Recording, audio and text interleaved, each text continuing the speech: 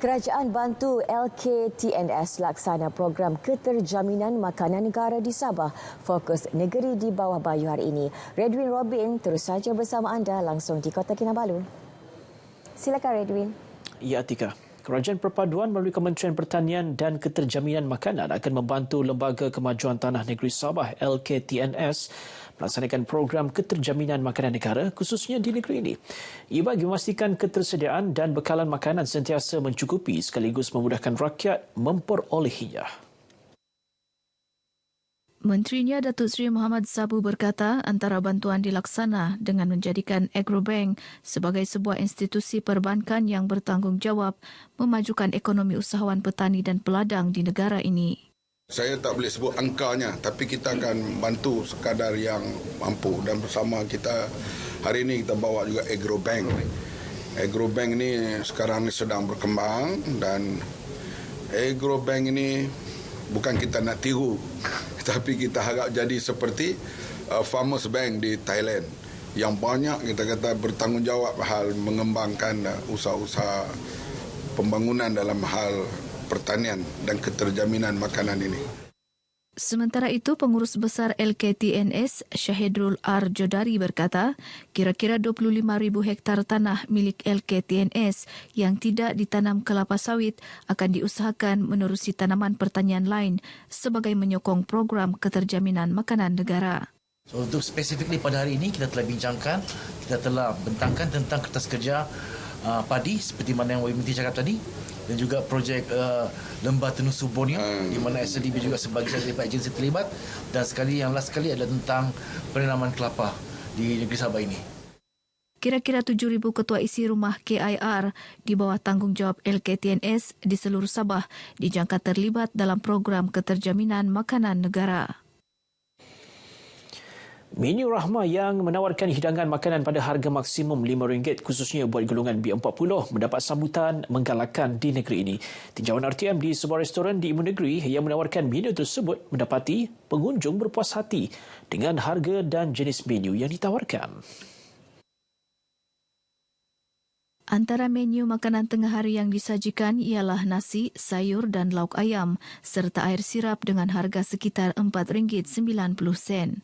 Pengusaha restoran Musli Oli berkata pihaknya menyahut seruan Kerajaan Perpaduan pimpinan Perdana Menteri Datuk Seri Anwar Ibrahim untuk memperluaskan program Menu Rahmah ke seluruh negara bagi membantu meringankan beban yang ditanggung golongan B40. Kita boleh katakan CSR, dan saya melihat Menu Rahmah ini bukan semata-mata kerana ia dibuat oleh kerajaan, tetapi secara nalurinya kami suka menyumbang. Sekurang-kurangnya seminggu sekali kami akan memberi sumbangan kepada golongan yang kurang mampu. Katanya terdapat beberapa cabaran untuk melaksanakan Menu Rahmah memandangkan harga ayam di Sabah agak mahal berbanding dengan harga ayam di Semenanjung. Bagaimanapun katanya, ia bukan halangan untuk membantu menjayakan wawasan murni kerajaan untuk menolong rakyat, terutama golongan berpendapatan rendah. Jabatan Imigresen Malaysia JIM Sabah melaksanakan program pemindahan tahanan pendatang asing tanpa izin parti seri 3 untuk kategori usir melalui laut bagi tahun ini melibatkan 200 warga Filipina Rabu lalu. Program pemindahan itu melibatkan tahanan dari depoh Imigresen Papar melalui Pelabuhan Sandakan ke Pelabuhan Zamboanga City, Filipina. Menurut kenyataan pengarah JIM Sabah Datuk Siti Saleha Habib Yusof, pemindahan tersebut membabitkan 145 orang tahanan lelaki dan 31 perempuan berumur 13 tahun hingga 69 tahun, selain 21 orang kanak-kanak berumur 12 tahun ke bawah. Kanak-kanak yang terlibat dengan penghantaran pulang adalah bersama ibu, bapa ataupun jaga masing-masing. Semua parti yang ditahan di depoh Imigresen Papar ini melakukan pelbagai kesalahan di bawah Akta Imigresen 1959-1963 dan Peraturan-Peraturan Imigresen 1963.